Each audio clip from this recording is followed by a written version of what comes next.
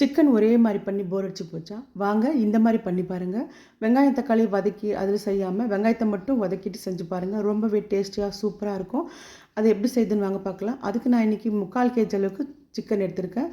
அது கூடவே 1 கப் அளவுக்கு தயிர், 1 டீஸ்பூன் உப்பு, 2 டீஸ்பூன் அளவுக்கு இஞ்சி பூண்டு விழுது சேர்த்துட்டு, அது கூடவே நம்ம மிளகாத்தூள், தனியாத்தூள் எல்லாம் சேர்த்துட்டு அதுக்கப்புறம் நம்ம மேக்னேட் பண்ணலாம். இப்போ 2 டீஸ்பூன் அளவுக்கு வெண்ணெய் நல்லா அதை வச்சு உருகினதுக்கப்புறமா இது கூட சேர்த்துக்கோங்க. 2 டீஸ்பூன் அளவுக்கு வெண்ணெய் சேர்த்துட்டு, தனி மிளகாத்தூள் 2 டீஸ்பூன் அளவுக்கு சேர்க்குறேன். Garam masala 1/2 teaspoon, pepper 1 teaspoon அளவுக்கு, அதுக்கப்புறம் 1/4 டீஸ்பூன் மஞ்சள் பொடி, தனியாத்தூள் 2 டீஸ்பூன் அளவு சேர்த்துட்டு, கொஞ்சமாக கஸ்தூரி மேத்தியும் சேர்த்துக்கோங்க. சேர்த்துட்டு நல்லா கலந்து கொடுத்துட்டு, ஒரு அரை எலுமிச்சை பழத்தை புழிஞ்சு வச்சுக்கோங்க. நான் அதில் மறந்துட்டேன், ஸ்கிப் பண்ணிட்டேன், சேர்க்க முடியல.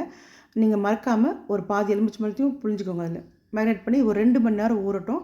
தனியாக எடுத்து வச்சுருங்க, இருக்கட்டும். இப்போ ஒரு 2 பெரிய சைஸ் வெங்காயத்தை பொடியாக கட் பண்ணிக்கோங்க. நம்ம 2 மணி நேரம் ஊறினதுக்கப்புறமா ஒரு ஃபேனோ கடாயோ சிக்கன் எதில் பண்ண போகிறீங்களோ அந்த கடாயை வச்சுக்கோங்க. வச்சுட்டு 2 டீஸ்பூன் அளவுக்கு எண்ணெய் சேர்த்துட்டு, இந்த நம்ம பொடியாக நறுக்கி வச்சுருக்க வெங்காயத்தையும் அது கூட சேர்த்துட்டு நல்லா வதக்கிக்கோங்க. வதக்கிட்டு இப்போ நம்ம பாதி எடுத்து வச்சு நம்ம இதில் அரைச்சி சேர்த்துக்கலாம். பாதி மட்டும் அப்படியே விட்டுடலாம். பாதி எடுத்து நான் தனியாக அரைச்சிட்டு அதை சேர்க்க போகிறேன்.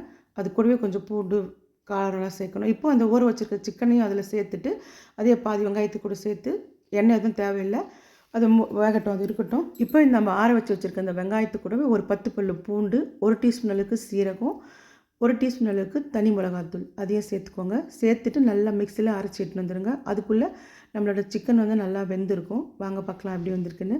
பாருங்கள் எவ்வளோ சூப்பராக வெந்து வந்திருக்குன்னு. இப்போது பாதி தான் வந்திருக்கும். இந்த ஸ்டேஜில் தண்ணி நம்ம ஊற்றவே இல்லை. இப்போ நம்ம அரைச்சது அதில் சேர்த்துட்டு, இப்போ 1 கப்போ இல்லை 1.5 கப்பு தண்ணி மட்டும் அந்த மிக்ஸி அலசி சேர்த்துக்கோங்க. சேர்த்துட்டு நல்லா கொதிக்கிட்டு உப்பு பார்த்து அட்ஜஸ்ட் பண்ணி சேர்த்துக்கோங்க. இந்த மாதிரி வரணும் கிரேவி. அவ்வளோதான், இப்படி கெட்டியாக வரணும். அப்போ தான் ரொம்பவே டேஸ்ட்டாக இருக்கும். இப்போது லாஸ்ட்டாக ஒரு பாதி எலுமிச்சை பழத்தை புழிஞ்சிட்டு கொத்தமல்லி தூவி இறக்குனீங்கன்னா சூப்பராக இருக்குங்க. டேஸ்ட்டாக இருக்கும். இது அல்டிமேட்டாக இருக்கும். சேமியா, சப்பாத்தி, தோசை, இட்லி, சாதத்தில் கூட போட்டு பிசைஞ்சு சாப்பிட்லாம். சூப்பராக இருக்கும். நீங்களும் அதை செஞ்சு பார்த்துட்டு கமெண்ட் பண்ணுங்கள். லதா வியூஸ்க்கு சப்போர்ட் பண்ணுங்கள். தேங்க்யூ.